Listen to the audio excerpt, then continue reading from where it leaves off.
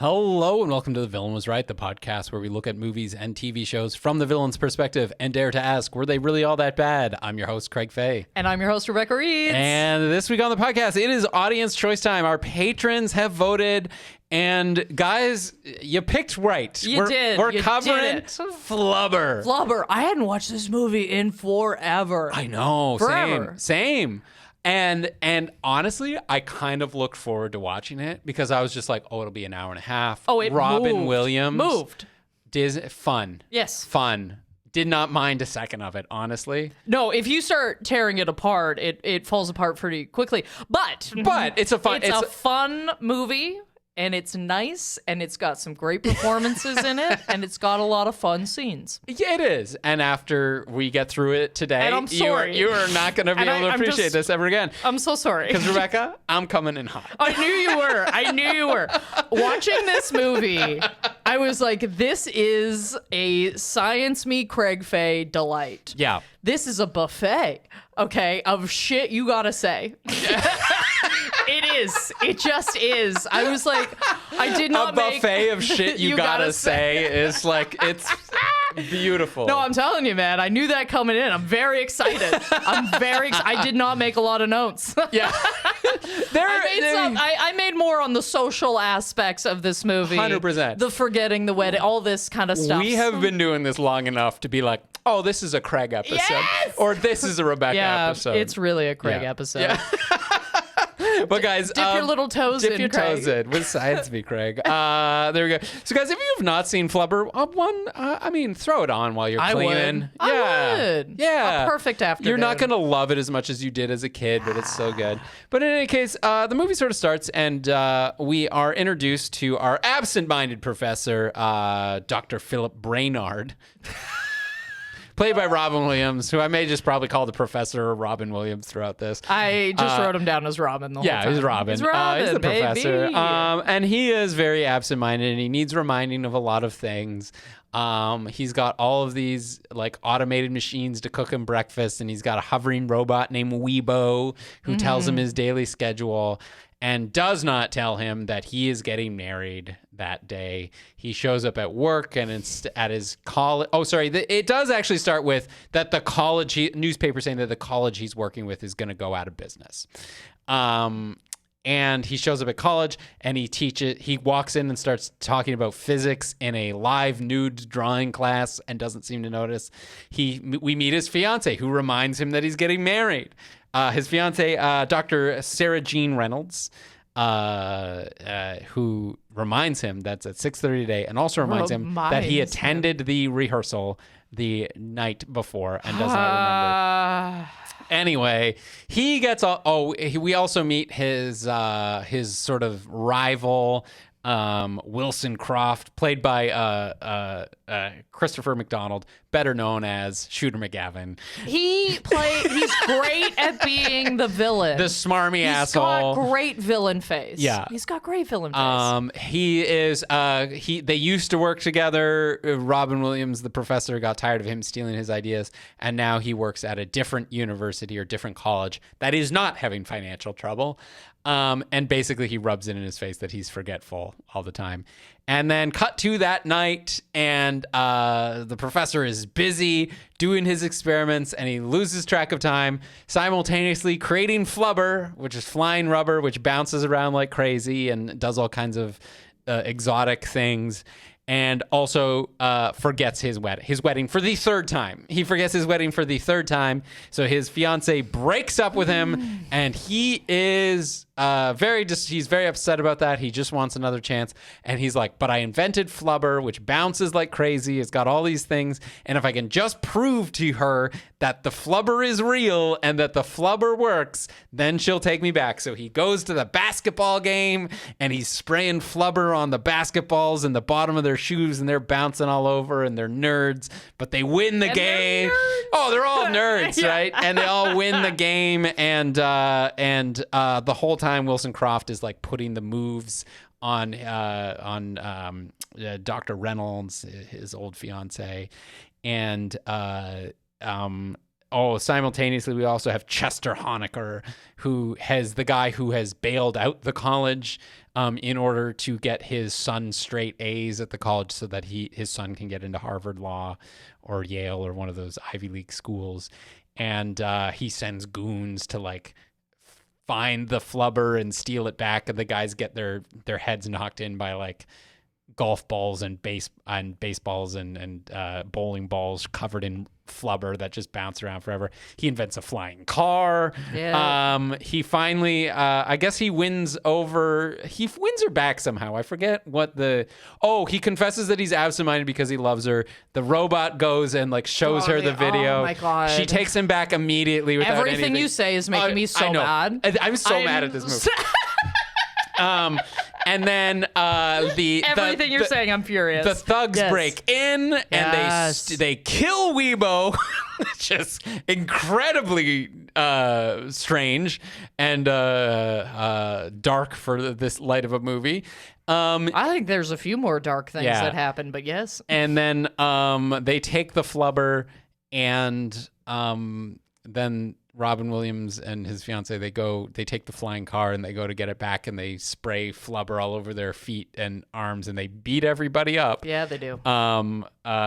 Wilson Croft swallows flubber and has it exit his ass. Oh, exit? I think that's a very kind. It was blown out his ass. He's dead. He got his ass blown out. He's dead for sure. That was Jesus Christ. Too much. He did not deserve that. Anyway, looked like a fucking airbag. And they sell the flying car concept to the Ford Motor Company for enough money to save the college. That is. And they get married, even though he's only there on video call.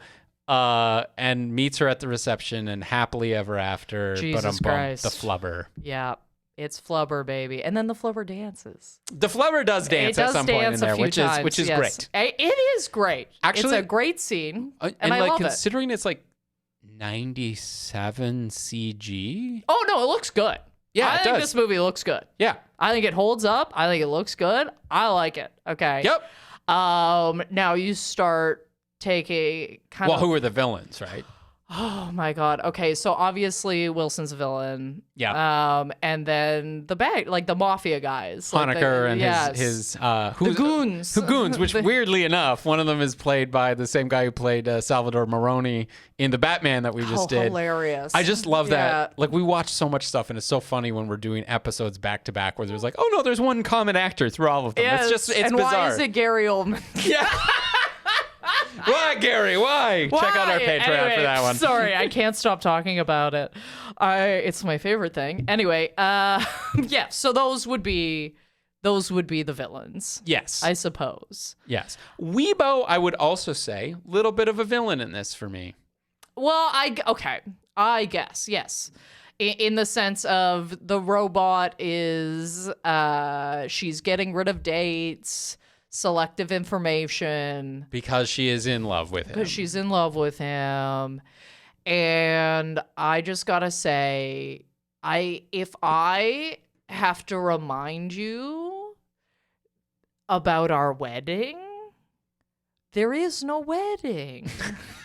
There's no wedding. For the third time. Okay, her giving that speech where she's like, okay, you forgot that first time, and okay, I can forgive you. Things happen. And you forget a second time, well, I guess, okay. If you forget a third time, that's the last time. And I'm like, girl, we need to raise those standards. Okay, we need to raise up. Yeah. What are your wedding? Oh, she can do so. You have to remind you went to the rehearsal dinner, and then, okay, and you know what? I'm jumping all over the place. I don't give a fuck. The scene that enraged me the absolute most was him being like, I'm absent-minded because I'm in love. I was like, that is a lie you're telling yourself. That is untrue. Because if you did love this woman, if she was just the apple of your eye, your sole desire, you are darn too. You will not forget a wedding. You will not forget the wedding. No. And you know what else? it's like, oh, he's just absent-minded. It just doesn't happen at all. And he forgets everything no matter what. But then he has absolutely no problem hatching a long-term scheme to get her back. Right? Yes. Where he's like, I'm going to test the science stuff and win a basketball team to prove to her that Flubber is real so that she knows that I didn't just ditch the wedding for no reason so I can get her back. No, like I'm sorry, if you're truly if you're that absent-minded, that it is, I'm going to be very generous here, that it is a legitimate disability for which you need accommodation and support systems. You can't follow through on a scheme. No, men would rather create Flubber than walk down the aisle. It's insane. It's an insane thing to watch. This movie was nuts. Yeah. And here's the thing. I understand, getting carried away in your work. I can't imagine getting carried away in your work. I can imagine getting carried away in your work and like, this is the breakthrough that I've been waiting my whole life for and it's happening tonight, and missing a dinner. I can understand. Oh, this is work dinner. This is a breakthrough. I've been working for my whole life, and I missed a recital or your parents' thing, or I can forgive so many of those. Not your wedding. Not your wedding. No, but don't marry this man. Why are you even working on the day of your wedding? Yeah.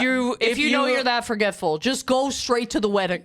Just I would be there all day. 6 a.m. I've got tickets to this event. Okay, I've camped out. Okay, I'll put a little chair in front of the church. Sharpie on my hand. Yeah. It's 6 a.m. Listen, I've been in hyperfocus before. I understand that. Okay, I understand losing time. Knowing this about myself, knowing I'm forgetful, knowing all of these things, when something's really important, I make sure I don't have anything to do up until that point. Craig, today, you told me that we would probably hit traffic on the way here. You said, please arrive a little earlier, which I took as you best be on time. You best be on time. So you know what I did? I made sure I had alarms. I had systems in place, more than one, to get me out of that house on time to be respectful to you. Thank okay? you. Yeah. But I know I got to do that. Okay? I know I got to do that. And I don't just set one because I've been fucked over by a phone before. Yep. Okay? We all have. This is when it decides to do a software update and reboot. Buddy, you're telling me you don't have one calendar on the fucking wall, sir? You have this problem and you've entrusted all of this into one thing that your mind created? Oh. There's probably gonna be a problem here. Yes, this absolutely. came out of your dome, dude. But he was even reminded by his fiance the day of the wedding. Just walked it right in front of him. Be like, it is 6:30 at this church. You need to be there. It is today. Don't forget. I'm sorry. That's going to be your whole life. Like I can understand finding that this man is a genius attractive, right? I can understand like he is a brilliant mind and he is, I can kind of understand that. But at the point where you're like, this is the third time that you've stood me up and I'm reminding you the day of our wedding that this is the day of our wedding. Like look into your future. That's your whole life. That's your whole life ahead of you. Nightmare. Is reminding this man to I can feel my shoulders getting tighter. As you can talking. Respect him, right? You can respect him as a person, yes, and as an intellectual, and as a coworker and an equal. But respect yourself enough to not be in a relationship with this man. Do you know what Wilson has to do to steal this woman? Is just show up. Yeah. It's just be there, arrive, be like, hey, do you want to go for dinner? Can we? So desperately want to get into Wilson. Yes. And that romantic thing. Yeah. Because he says, so first of all, he kind of does have like a villain speech. He to really him, does. It's almost like he's just rubbing his hands. He's fucking twirling his mustache. I'm here to steal. You're not going to show up for your wedding tonight. And I know that about you because we work together forever. And I'm going to steal your wife. I'm going to steal your fiance. And he goes, and I respect you. Like, I'm a little jealous that you're so smart, but you are an idiot. But just, we'll get to the professional side of it in a minute, because I do want to defend him for that too. Oh. But just romantically, they've known each other for a while. Mm-hmm. like him and Dr. Jean Grey, no, or whatever. No, I'm just gonna call her the doctor. The doctor, yeah, the fiance, Dr. Reynolds, yeah. Dr. Fiance. Dr. Like Fiance. that. Okay, like it's Dr. girlfriend. Fiance. Yes. Yeah. They've known each other for a while because their histories go back a long time, right? Yeah. So he's not a stranger just being like, I like this girl, I'm gonna get her. They've got history. Yes. He asks her out. Mm-hmm. She says yes. And then when the date happens and he's like, that was really fun. I'm going to kiss you. And she goes, it's too soon. And he goes, okay, no problem. And then she goes, but I'm going to be coming up to your college this weekend. Should I make plans for dinner? She's into it. She's not being coerced. She's not being like, she's like, this is a little too soon to kiss you or whatever. But also, I still want to go on another date with you. And I want to pitch you something else on top of this. Sure. That speech, with even just a slightly different tone, is a speech your best friend gives you when you're like, you got to buck up, buddy. Oh, yeah. You're not going to show up to this way. It's almost like if you just changed the little smirk on his face and just listen to the words, that's a speech a best friend gives somebody where they're like, hey, you got to stop this, okay? I'm going to show up to your wedding and steal your girl if you don't show up. All you got to do is show up. Yeah. Okay, just show up or I'm going to take this woman out from under you. She deserves better. She deserves better. This is enough, okay? I've always been jealous of how smart you are. You cannot focus at the fuck all. Again, I'm gonna swoop it. Please stop this. Okay. Stop. I'm trying to giving you the information. I am telling you what I am going to do, and you will be unable to stop it because you don't care enough. Because you don't care enough. Wake up. Wake up. Wake up. Take the rest of the day off. And then the other nice thing he does, and is he's like, he says to her, "You should come to and work for the college I work for. They would be happy to have you." And I know that there is some level where you're like, that's a little sleazy where he's going to hire. I don't think he has hiring authority. No. I think he's legitimately saying, you are a respected professor, professional. You do good work. You would be appreciated at the college I work at, where it's not going to be the college is going down the drain. And also, it seems like maybe the reason that we're not together now or didn't get together earlier is that we're long distance. That I have a job at one college, you have it at another, and we maybe don't see each other all that often anymore. That is a nice thing for him to do. Yeah. He is a nice man to that woman. Yeah, he is. A lot nicer than Robin. Respectful of her boundaries. Yeah. Supportive of her career. Mm-hmm. A great guy. No problem with that on the romantic side. 3 times. 3 times. That's too many times. One. What is too many times? What is too many times? Sorry, 3 is too many times. Yes. Yeah. That's insane. Girl. This is although I would even argue still third option territory, but still. Okay. I don't know if I'm going for Wilson either, but but we're also like, you're a Shooter McGavin. I'm just saying, I'm not going from one drummer to another drummer. Okay, we got to get a little something in the middle here. Yeah, maybe switch it up a bit, different flavor. We're not looking in academia anymore. Yeah, you know what I mean? Date a tattooed barista. Yeah, come on, lady. Go fuck a bartender. Jesus Christ. Yeah, she deserves. Actually, yeah, she really deserves to fuck a bartender. Should fuck a bartender. Yeah, that's right. You know, where she's the smartest person in the room. Absolutely. And fucking, I gotta tell you, this professor here, okay. And I know this is so small, but I'm just gonna say it. Anybody that wakes up singing is a psychopath. Anybody that starts their day like, good morning, it's a beautiful, nope. Absolutely not. You have skulls in your closet. Okay, there's something very wrong here. You're taking this out in another area of life. I don't trust anybody that wakes up like that. That happy? Oh, absolutely not. You're telling me you wake up, you open your eyes to this world we're living in, and you're like, good morning, good morning. Song in my heart and a jump in my step. Absolutely not. Something's wrong. Something's wrong up here. Yeah, you need to groan.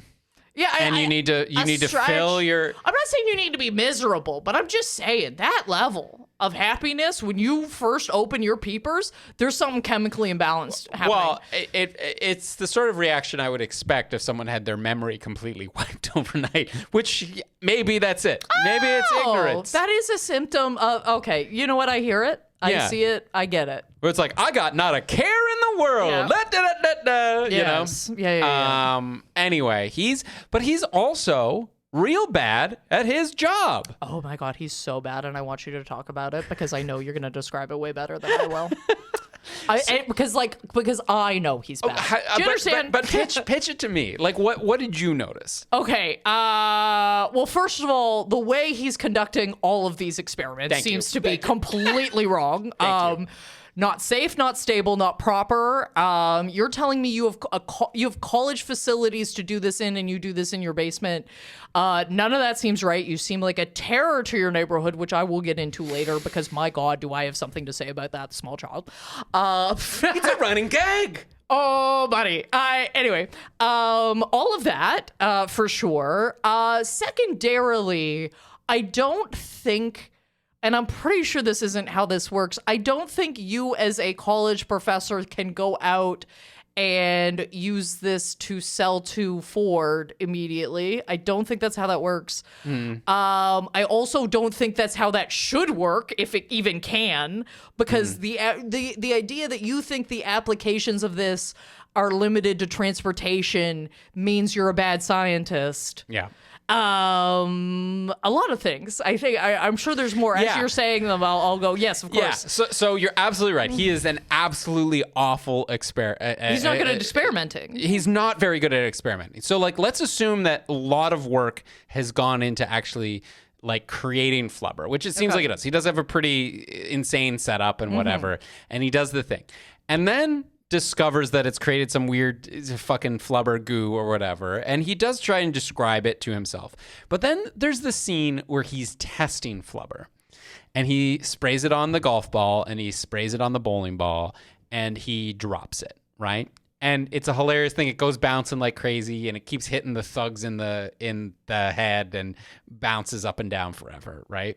We keep seeing it through the movie bouncing in his driveway, which is something I'm going to get to a little later. But oh shit, okay. Oh, I got a big science deep dive on this. This is he what he's doing is he's trying to see how bouncy it is, to use layman terms. He's trying to see how it reacts to being dropped. Did you see anything to measure it with? A ruler? Nah. A yardstick? Anything? This is the test. If you this is off vibes. This man's just, like, I wonder what it does if I drop it. I vibed it. No, he experiments like a 3-year-old. You know what you do? You put it. It's if you're doing that test, you're like, hypothesis. How does Flubber affect the coefficient of restitution of a golf ball, which is what you call it? Okay. How much it bounces? Coefficient of restitution, I believe, is if you drop it from 1 meter, right, and it bounces up to 70 centimeters. The coefficient of restitution is 0.7. Okay, and that's how much. It's kind of a measure of how much energy it loses. It loses when it hits bounces, right? Because the golf ball is going to deform. Some of that energy goes into heat. Some of it goes into sound that you hear it like clack and like all the rest. So 30% of it, and that's accurate for a golf ball. 30% of the energy is lost on the first bounce. It's going to lose 70% of that second bounce, and that's why it goes like dunk, dunk, dunk, dunk, gotcha. dunk, dunk, dunk. So that's the test that he's doing. Do it in a clear tube with a ruler on it. At the very least, that's like a grade 7 science project. Hell yeah. You know what I mean? Yeah. Measure it. Quantify it. That's part of science. Men are so good at measuring things too. Right? Why? That's all You're telling me you don't have a ruler in there? Yeah. You know how tall you are. You know how big that fish is. You're measuring. You know the fluid displacement of your dick. You know. Dude. We're not doing length anymore. We're doing water displacement. No, did you not hear that? I imagine it's a thing. Yeah. Oh yeah, Yeah, we want volume. I We want did hear a volume. little something about that. Anyway, that's very funny. Yeah. So he's real bad at experimentation, right? Even to the point of like danger, because first of all, the Flubber experiment blows up when he does it. He barely creates Flubber. No lessons learned, by the way. No lessons learned. And then, like, the next scene, he's like, I bet I can make a flying car. And he gets out a radioactive isotope, puts it in his car, presumably shielded, but then takes this untested nuclear flying car and tests it over a populated area. I can show you the world. And predictably, It's for love, Craig. It's for love. Predictably, it goes bad, and he almost crashes it. Yeah. Okay. This is what was it? It was Seabornium, I believe, and that's crazy radioactive. It's so. He should be jailed. Yeah, I don't think you're allowed to have that in a residential neighborhood. He got that through back channels. I think he snuck it out. Yeah. I mean, as a material scientist, maybe he has his. No, but I'm saying he snuck it out of the. He snuck it out of the Yeah, facility, yeah. 100%. Which, I mean, he's probably just blaming it on being absent-minded. Like, oh, sorry, I put a little seabornium in my... Convenient. How convenient, right? How convenient. He's able to focus when he wants it. Oh, yeah. Oh, you son of a bitch. Yeah. All of these men can come. Oh, no. I don't know why I keep making it all men when it's just this one specific. Maybe the world. But then spin off of that, Wilson Croft's sort of side of that is he's got that big speech where he's like, yeah, you come up with a lot of brilliant stuff, but then like you'd forget about it or you wouldn't do anything with it. You'd make a big discovery and like let it go to waste. And I just wanted, and he's like, so I took those ideas and I turned them into something. And that is portrayed as sort of intellectual dishonesty, but they were working together as a sort of partnership. And I would like to say on the record that somebody being able to take lab results and experimental results and commercialize it or industrialize it to get it to the point where it's a viable technology or a viable thing is its own skill. Yeah. Like right now in labs, there are solar panels and batteries that are like way, way better than what we have now. And it's not that like, ooh, the government doesn't want us using free energy or whatever. It's like, no, it's really hard to make them. And you've got to invent machines that allow you to like manufacture them. Because it's one thing to make a one-off in a lab where you don't have to make things economical or cost effective and you're just testing, does it work? It's a whole other thing to take it and be like, this is a thing that people can use now.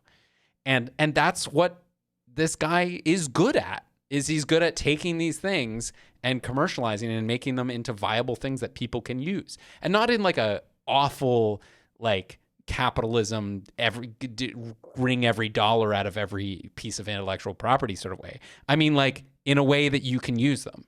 Like lithium ion batteries needed to like go through crazy industrialization in order to be usable in our phones, right? Like solar panels have dropped like 20% in price over the last like 10 years. And that's because people are working on turning these lab things into real products that like we can use and benefit us. And the professor's fucking terrible at that. Yeah, and what good is it if nobody knows? Right? It's no good if nobody knows. And just to give you the scope of Flubber aside, when the movie starts, he has already invented Weibo, who is a self-hovering, somehow. He's invented levitation already and just forgot about it. It's an AI that has like a personality that all fits into this little thing. He's looking at this flying robot like, how are we going to save the college? Right? Just take that thing. Rebecca, this is 100% serious. This Weibo is like going into the computer and she's like creating an avatar for herself. She's basically doing what AI art can do now. Okay?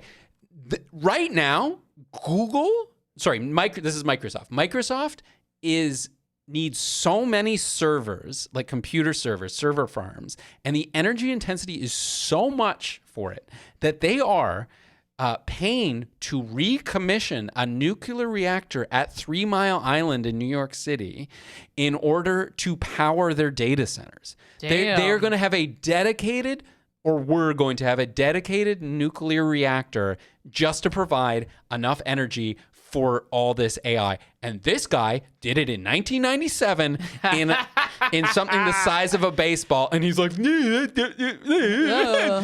are we going to save the college? You are a genius and all of your stuff is going to waste. I'm so mad at it. That's a miracle, you know? Flubber aside. Flubber aside. This man is, I would say, maybe should lose his job. Yeah. And also, maybe this college should just go down. I mean, if everybody can be bought off. Yeah, that is the other villain. Let's talk about them for a while. Okay, so number one, I'm going to say I think that this child should have all of his grades paid for because I think he's just going to be a gym teacher, and I think that's okay. I just think that's fine. I got to be honest with you. I think that's okay. Will Wheaton. Yeah, I'm just like, you know what? I don't think I want this kid in my class. If I was in this class, I don't want this kid in my class. I don't want this kid to show up. Give him an A. Get out of here. Yeah. He's going to be a fucking gym teacher. I don't think it's like nepotism is bad, but when it's like super obvious, you're just like, yeah, and get it out of my way. Just get it out of the way. Just get it out of the way. We all know it's going to work out for you fine somehow. So let's stop creating friction for everyone else. I think my problem with this villain is that he's bad at being a villain. Yeah. His goons are not very good. I mean, I guess they're loyal. I would say they're just although I love that. I do love that one dumbass scene where they're like, he's like, no, give it to him.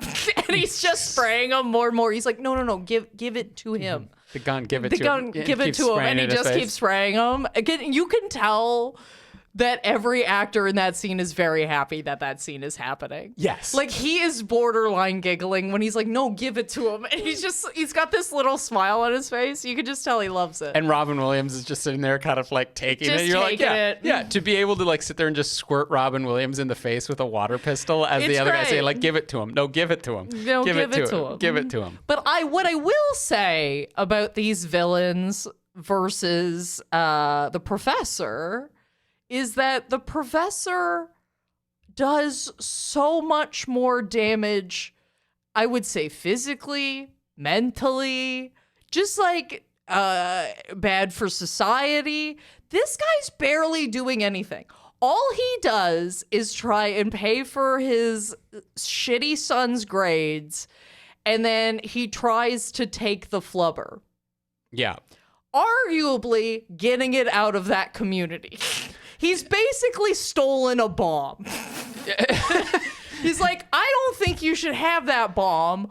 I'm going to take that bomb. That's the worst thing he does. Yeah, and arguably a bomb that he owns. Because he does pretty much own the school. Yeah, so he bailed out the college. Yeah. He's saying like, I'm going to pay this and your loan is due back to me in like 30 days or whatever. And he actually negotiates in pretty good faith once they have the flubber, which again, I agree, get it out of that community. You are terrorizing children. Oh, God. We got to talk about that. Yeah. But even when they're like, okay, here's the deal. I come on board. I teach you how to make it, whatever. And in exchange, the thing is that the debt is due, like a 30-day extension or whatever it is, right? Mm-hmm. We're going to work with you to commercialize this to save the college. That is savvy business, you know? Like the college can now make money off of its physics or chemistry department, which is like, I'm sorry, but that's what all research universities do, is they end up farming out or spinning off companies to develop things. And that's how that's kind of how that works.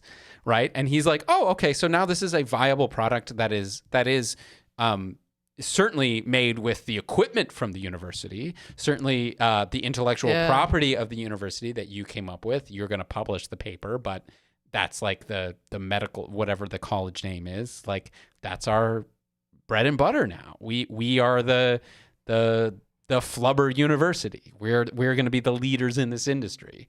And he's completely justified in being like, that's the way I get my money back, or the college shuts down. And we're going to trash this place so nobody gets a concussion from a bowling ball again. Because there is dangerous shit going on. Yes, and maybe we should shut it down. I'm telling you, if Robin Williams in this movie, if you threw in, I want to say between 4 and 6 evil cackles, this whole movie shifts immensely. Okay. Mad scientist. And that's all you need. You need a couple of cackles, and that's it. Yeah. Because this guy, okay, we got to talk about this kid. We got to talk about this kid. Okay, so there's this running, and I'm going to put air quotes around this gag, where this kid is terrified that this kid is of appropriate age to think there's scary monsters outside. Okay, there's scary things happening. And the dad's like, nah, you're fine. There's nothing out this window. Opens it up, and Flubber literally flies through the window, breaks the glass.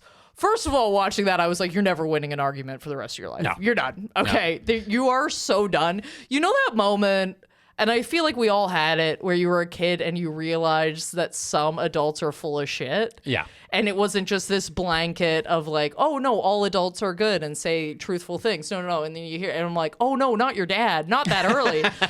And not over the monster thing. You should have been able. Monsters. So I was like, so then several times after this kid gets confronted with either the Flubber or bad guys outside of his window, or the flying car in the airplane, or a flying car, the airplane at the end. The therapy that this child is going to need. Like, they have to move now, unfortunately. They have to leave. This kid's dad was like, listen, we're 30,000 miles in the air, or whatever he says. Like, we're 30,000 miles in the air. Nothing can get us up here. Nothing can get us up here. Kid turns around, and there's the fucking Flubber again, and a flying car outside. There's no safety for you anymore. No, and it's clearly following you around. And like the green goo is a monster. That's a monster. You know what I mean? Like the blob is a horror monster. Yes. Like the little green I'm gonna argue radioactive little blob that flies in and attacks you is not a monster. First of all, Flubber is alive. Flubber's alive. Flubber's doing damage. It's hitting people. It's damaging a insane amount of property. Yeah. I can't. He created life. He created life in his lab, and he's like, flying car. Like, get the biology department in here. We need a few more eyes on this. We need. That thing salsa danced. We're gonna need a few more peepers. It mimics what you're doing, fresh out of the thing. So not only is it alive. It is perceiving you, and in a way that is or at least mimics intelligence. Yes. You know? And your first instinct, one of the first things you want to do with this thing is cheat in a basketball game. Also, show me that you don't understand how basketball is played without showing me how. Like, holy smoke! I was like, that wouldn't do anything in a regular game. And then, my favorite part was the people being like, obviously somebody's cheating here, and then being like, well, there's no rules against jumping too high. I'm like, no, actually, I think we do need to take a look at this. I think there is. I would maybe take a minute to just check everybody's shoes, or be like, okay, clearly this is clearly unnatural. No, but it's like there's no rules again. I'm like, we need a new ref. You telling me that you could be out there, just a Flubber aside, you telling me you could be wearing moon shoes out on the court, and that's fine? Also, like little Acme springs on the bottom of your shoes? No. It also shows me that the professor actually, first of all, has no idea how women work, He's a complete misogynist. He believes, okay, in this moment, the reason he's trying to get the other team to win is because he believes if his team doesn't win, his ex-fiance is going to go fuck Wilson. Go in the woods, in the go cabin out. in the woods. Which was like a lighthearted bet. Like if It was a lighthearted bet. It was and trust me, if she wanted to, she'd go anyway. And if she didn't want to and her team didn't win, she wouldn't fucking go because it was just like a ha ha ha. and like this is a way to broach this. Yes. Maybe you want to go away for a weekend. Yes. It There's no implication here of like, oh, well, they made a bet, so now he owns her. No. Okay. When you missed our wedding, you said, oh, whoopsie, you know how I can fixate on things. Fixate on this pussy. How about that? Okay. Let's tractor beam into something else. Okay. Fuck you. Get out and stop stalking me. Don't show up at the game. Oh, if they don't win, you're gonna fuck them. You don't know how anything works. You don't know how anybody does anything. Yeah. Okay. 100%. Because here's the thing. The reason that your basketball team is losing is not that the basketball isn't bouncy enough. Yes. You know what would really put this team over an edge? A bouncier basketball?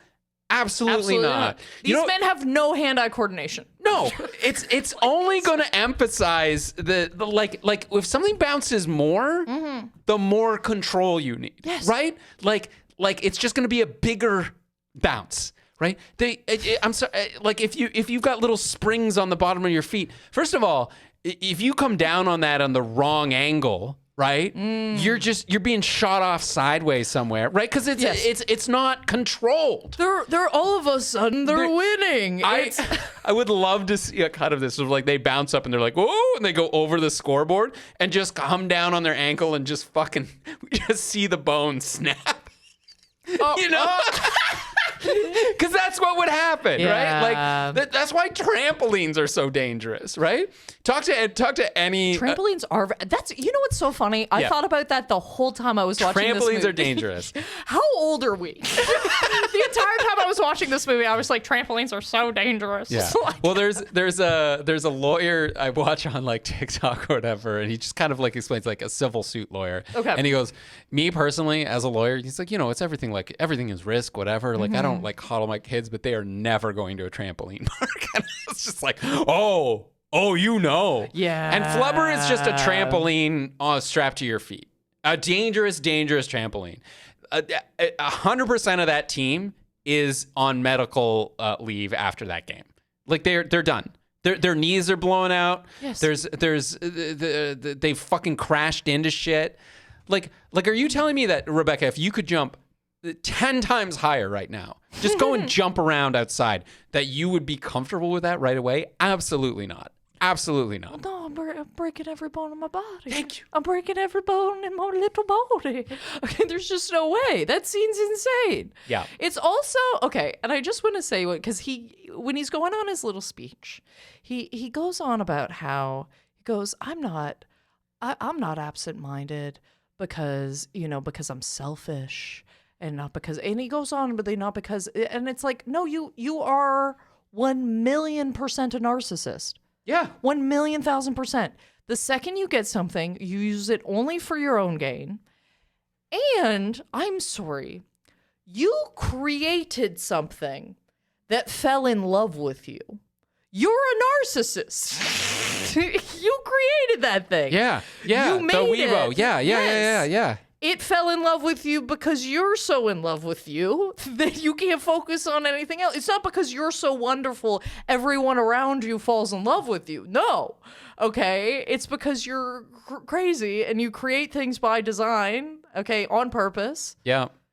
To love you and to serve you and to tell you that everything's okay and you're great and don't worry about it. And actually, I'm really smart. And that was the whole basketball game ploy. It was like, actually, I'm really smart, so it was worth me. It was worth me missing our wedding. You don't understand. Yeah. It was worth me missing the wedding. If I could just show her that it works. And he goes to her after the basketball game and he says, look, did you see how we won? That was Flubber. It works. Like, and like, see, you need to take me back. And she is not blind. She is not dumb. Everyone watching that game knows something was up. And she goes, okay, that was Flubber. That Thanks. doesn't change anything. Cool. I'm probably going to go fuck Shooter McGavin now. Actually, yeah, I'm for sure going to fuck Shooter McGavin now. 100%. Oh my God. Get it. Yeah. Because I haven't been dicked down properly in quite some time. Oh, if you're that absent-minded, No, fuck. there's no way. Oh, you can't He's fuck with a TV on? narcissist. She should totally go with this other guy. Or nobody. Or nobody. Or just you have just a do reset. better. Just do better. Do better. My fucking God, this guy. I can't. And you see it in the end. Because when they do finally get married, He doesn't even show. he doesn't even show up. What do you mean? He's there in tux and tails and hat and tails. And he's still doing on I got chemistry? experiments to do. Be this person's friend. Just be their friend. You don't need to do this. Colleague. Yeah. Your colleague, your friend, you can your perhaps even I would say a Facebook friend.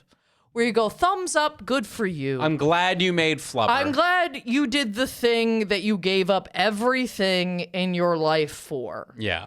And I wish people up all the time.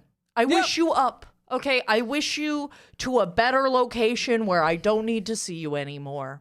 That would be great. I hope you succeed to the level where you have a life that you want that doesn't involve me. Yeah. And then you don't think about me, and I don't think about you, and it's all good. And Flubber revolutionizes every industry ever because it's a fucking miracle. And not just Ford. Yeah. Very narrow. I will say there is a possibility that they've just licensed it to them and there's like still the potential to No, but license as it a out to scientist, Yeah, okay, yeah. as a man of science, okay, Craig, our main jobs are talking about movies and telling dick jokes. You, as a person with a background in science, what would be your first move? I mean, yeah, a lot more research that needs to go into that. Like it's insane. Actually, can I get in on Flubber for a minute? Because I got some thoughts on the material. I actually have thoughts on the material of Flubber. Okay, which is like, I love it. It's like as weird as this movie is, they actually get a few things kind of right. Okay. So Flubber, I will say, they describe it as a metastable material, and that is a real thing. Okay. That is an actual real thing. So what a metastable material is like something that basically has like a intermediary level of energy where it's good at. So if you picture a hill, right, and you put a ball on top of that hill, it's going to roll right down, right, from high energy up at the top of the hill to low level, and that's what we call something that's unstable. So like a little push at the top, and it's going to roll all the way down to the bottom, and that's unstable, right? Okay. Any little change, it's going to roll down that hill, right? Then there's stable materials, which would be like, or something that is stable, is like picture like a little ball in like a valley, right? So it's like you can push it either way, and it's going to ride up the side of the valley, but then it's just going to swing gonna back end down up and back settle in the down same there, place, yeah. right? So that's something that's stable.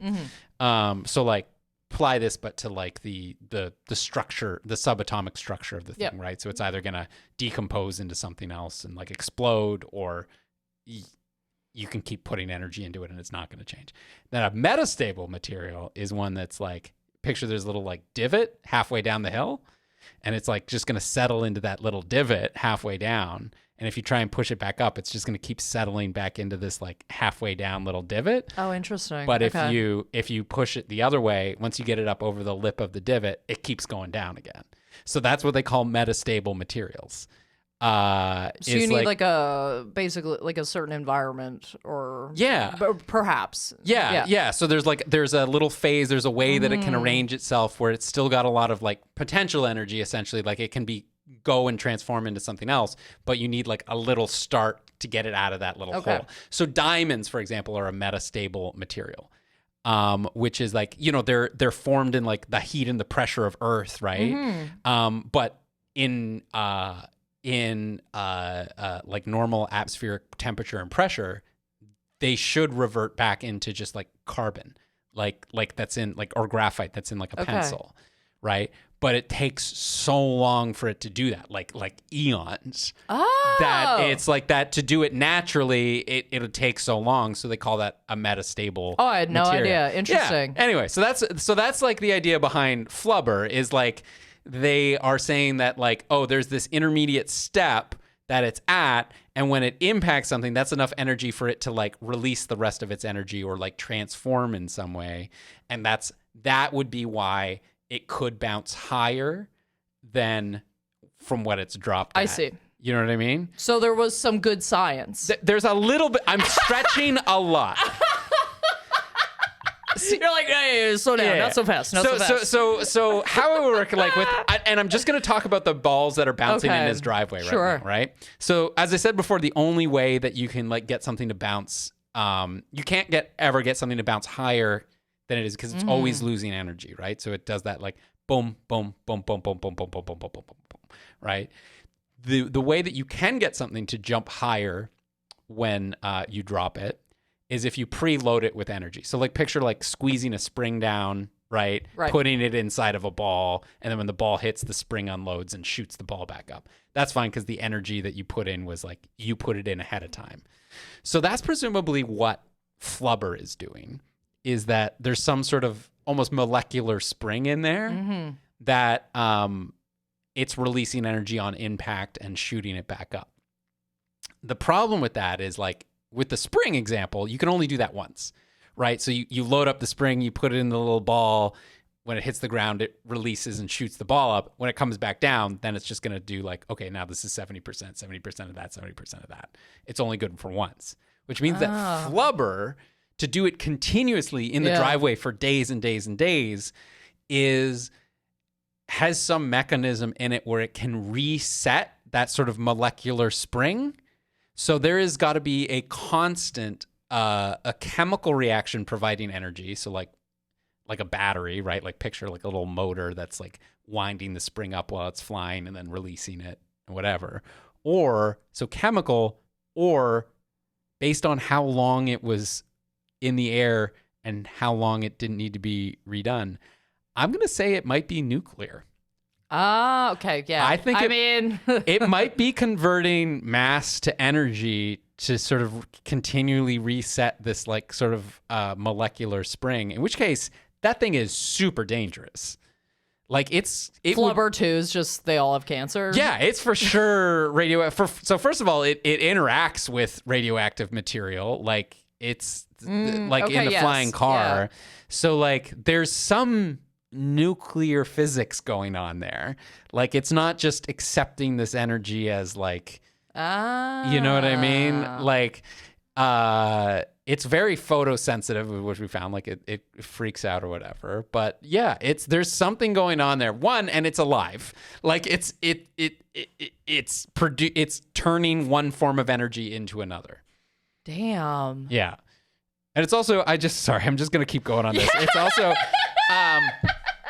no, I love it. Keep going. Flubber would also be, and I do think they describe it this way. I'd have to double check, but it is what they call a viscoelastic material. Okay. So Flubber, normally, like you're holding it, like can goo through your hands, and like you can mold it and things like that. Oh, it's like when they jump on the. Yeah. Okay, I got on you. On the oobleck, the cornstarch with it. Yes, exactly. So that's a viscoelastic material, right? Which is that the you just gotta TikTok me. I'm here, baby. Yeah, I'm you've here. seen it. Yeah, absolutely. That's exactly what's happening. So basically, the rate at which you apply the force affects the viscosity. Gotcha. So viscosity is like basically like how you like model the flow of fluids, right? The flow of something like water. Like it's by imagining basically like really thin layers of it sliding past each other. Okay. So like if you picture like a big stack of paper on the table and you put your hand on top of it and you sort of push it forward, all those papers are going to like subtly slide through themselves, and like that whole stack of paper is going to sort of appear to like flow forward, right? Right. So that's normal viscosity, which is just like, okay, the resistance between those layers is what makes a something thick or like thin. Yeah. Right. Or resist flow. So it's kind of like the friction between those layers. But on a viscoelastic material, it depends on how fast you push it. So if you push it really fast, the layers like basically bind up. They can't get past each other. So it acts like a solid. But if you do it like really slow and gentle, then it has time to like deform and slide past each other. So like the oobleck is one of those things, the cornstarch and water, if you do it in the right mixture. Do it at home, kids. It's super fun. You can like punch it and it like hurts cool. and then you put your finger in and it just sinks right in. Yep. So that's why flubber can rebound, right? Because it has a sudden impact. It becomes very solid and hard, which is actually what you want for something that rebounds, right? Okay. Like the most elastic that you can get is actually like hardened steel on like a hardened steel ball bearing on a metal worker's, on a smith's anvil. Okay. Because those are like super dense and super hard materials. And you can drop that ball bearing on that anvil and it bounces back super high. It's not obviously 100%. And then it keeps bouncing and it goes like almost supersonic. Like you can hear the pitch go up like insane because it's like bouncing like millions of times a second at the very end before it ends. Like it's wild. Look up videos of them bouncing like ball bearings on the thing. Anyway, so there is some at least fantastical justification I can give for some of Flubber's behavior there. Well, I like it. Thank you for doing that. I learned a lot. Yeah, I will also say just for the people who were like, oh, but Craig didn't do any calculations. I tried. Oh my God. I started doing them because oh my God, I love picturing you watching Flubber with a calculator. It was literally sitting next to me as I was so watching. Because here's what's happening to those balls. I just want to say that bouncing in the thing. Calculator. What do you think you are at a basketball game, Craig? Right? Here's what's happening with those balls bouncing, right? Is like it's going to gain a little bit of energy every time it bounces from the flubber until it gets to a height where it's going to reach its terminal velocity on the way down. So like where the force of air resistance pushing up and gravity pushing down equal each other out. So that's going to be the fastest that the balls ever hit the ground. So that's what's going to actually limit what its rebound height is. So that's going to limit how much energy the flubber puts back in. Gotcha. Right. And so it's actually going to reach a stable state where it's getting so high that it's then going to reach its terminal velocity and not get any higher. So I was going to try and do a calculation to figure out how high that actually is. And then I started doing it, and it involves solving like a very complicated differential equation. And I was like, I think I was taught how to do this in school, and I love all of you. I love our listeners. It is not worth it to go back and learn that. Not for one episode. Not for one episode. Oh, well, surprise. I have it right here. No, That would be the most epic twist ever. Yeah. It's like, actually, Rebecca solved the differential equation. Your fucking mind. I mean, nothing surprises me at this point. We're 300 so episodes, so 6 years. Oh, God. Never say that number to me again. What the fuck did you just say to me? That's actually, are we in a fight? Do you have anything else, Craig? Believe it or not, no. I think I tapped out on that. You tuckered yourself. I think Flubber is amazing material. There's so many more things. Commercializing things is a skill on its own.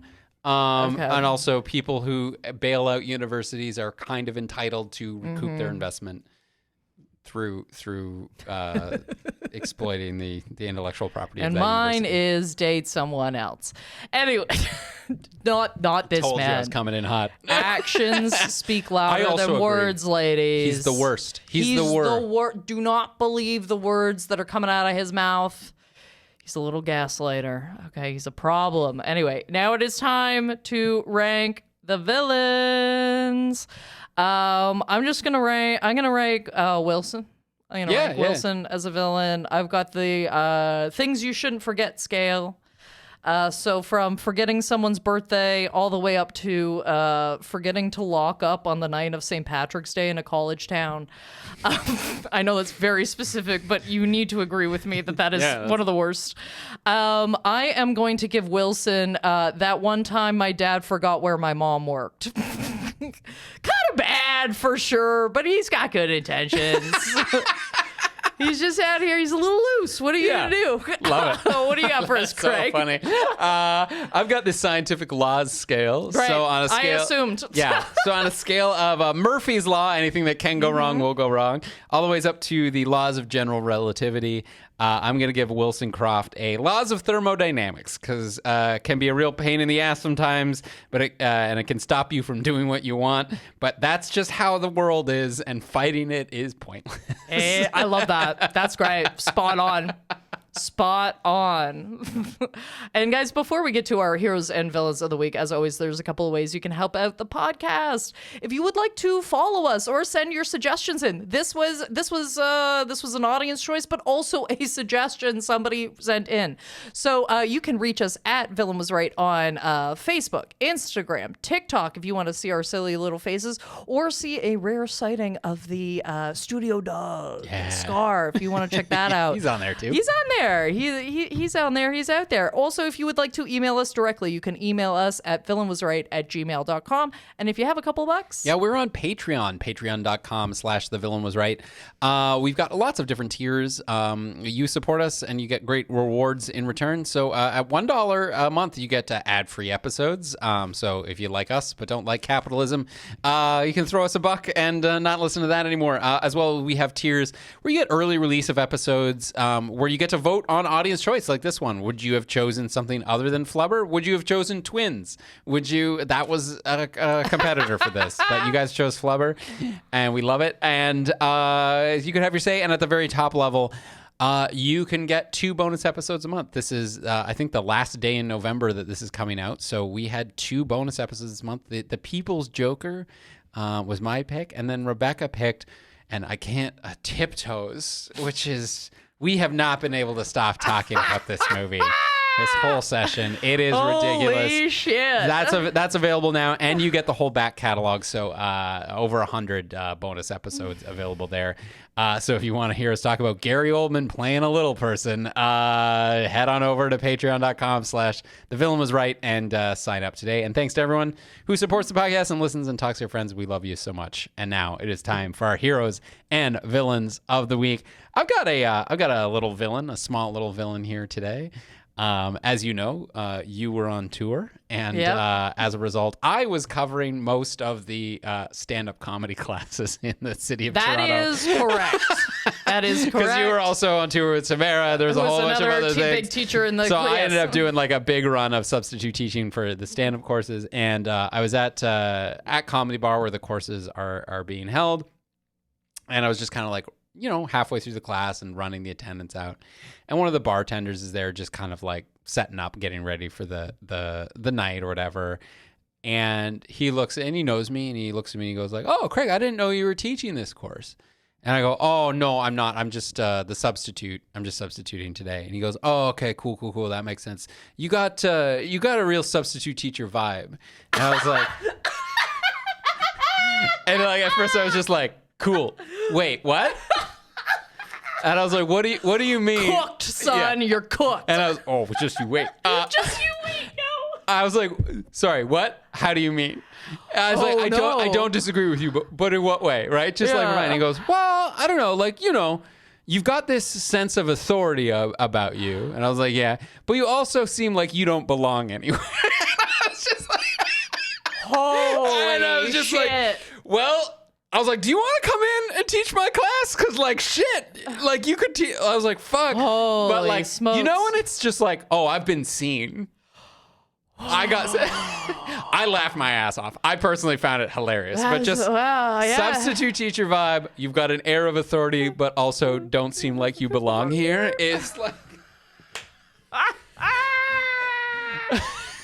Just an efficient takedown, you know? Yeah, man. And also, yeah. You're kind of at the grocery store. Like, I've already been here twice. Should I be here? but I know what bananas are. The grocery store's going to be mad at me. Yeah, 100%. That's so fucking funny, dude. I know, Oh my right? God. I died laughing. Cooked. Absolutely. Loved it. Sometimes when somebody just cooks you accurately, you're like, I can't even be mad. That's just good. That's good stuff. That's probably going in the act. Yeah, that's something. When somebody gives me something I can say on stage, I'm like, can I use that? People expect me to be offended. I always just point at them. I'm like, can I use that? Can I say that about myself on stage? Because I want to seem like I came up with that. Yeah. That'd be great. I have a villain. The weather, I guess. I don't know. It was okay. I just need to describe a plane ride from hell to you because, my God, the series of events that went down, I just need to complain to somebody. It was so bad. So here's what went down. You know how I'm touring, right?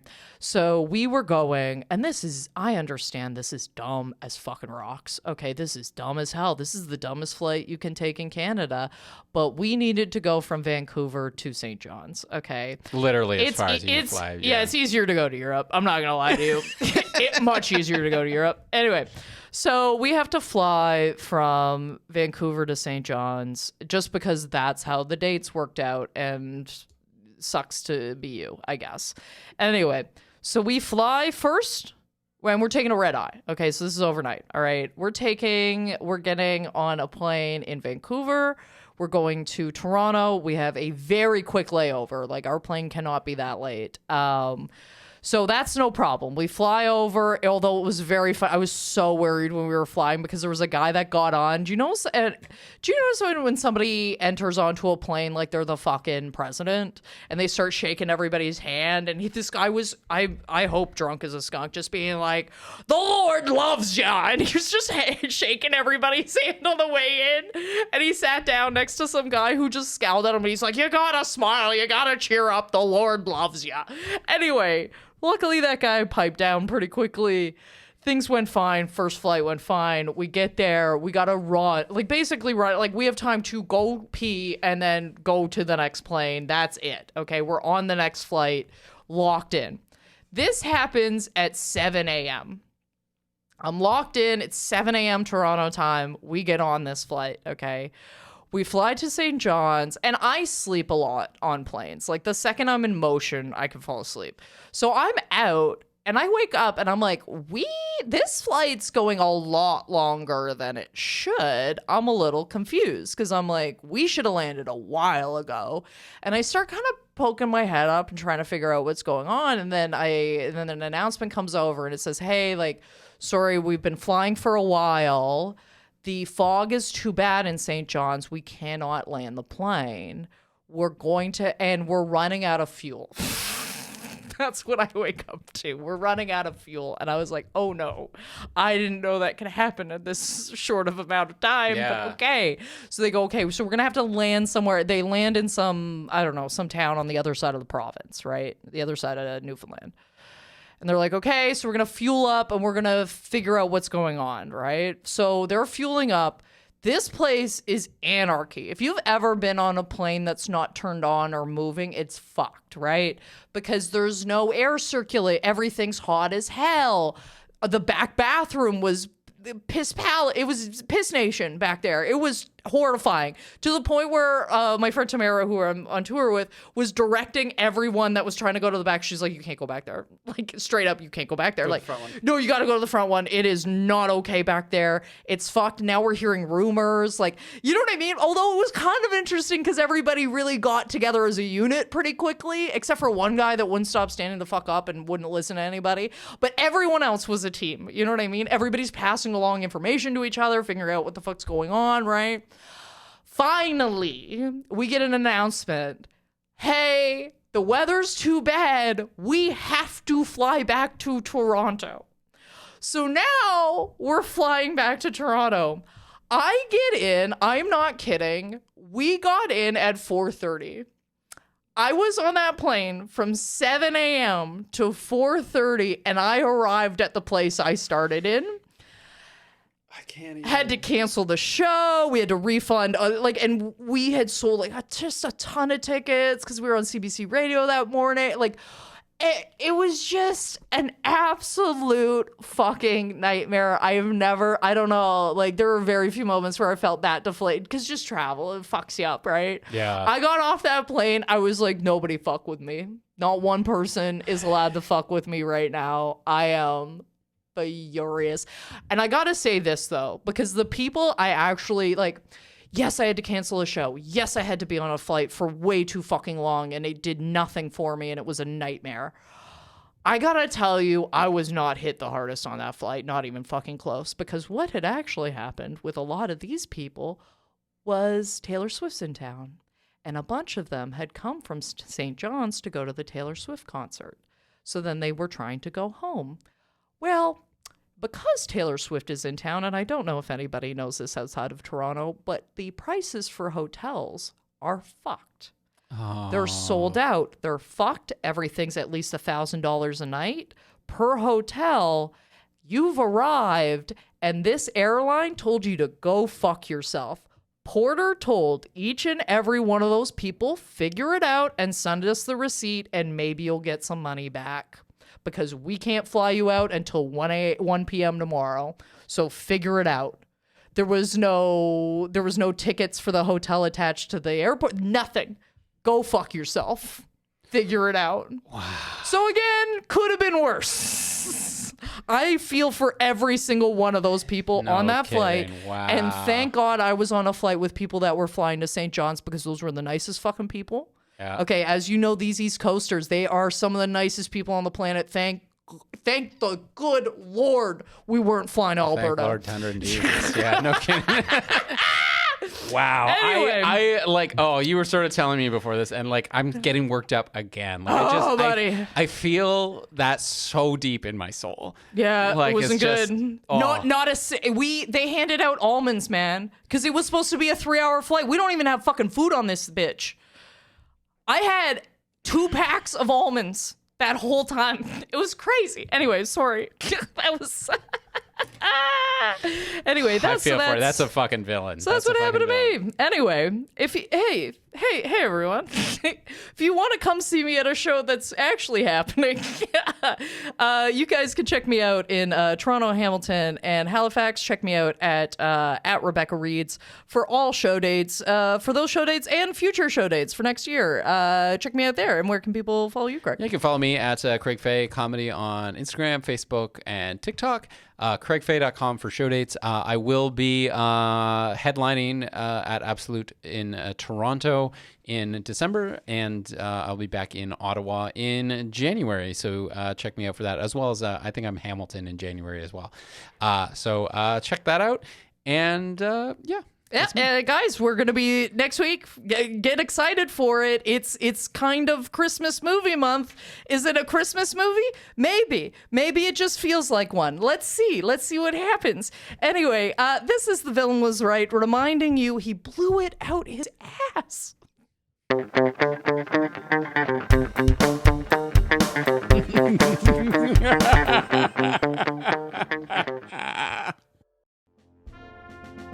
The Villain Was Right was produced by Andrew Ivimey for the From Superheroes Network. For more great podcasts like this, as well as YouTube series, webcomics, and so much more, visit FromSuperheroes.com.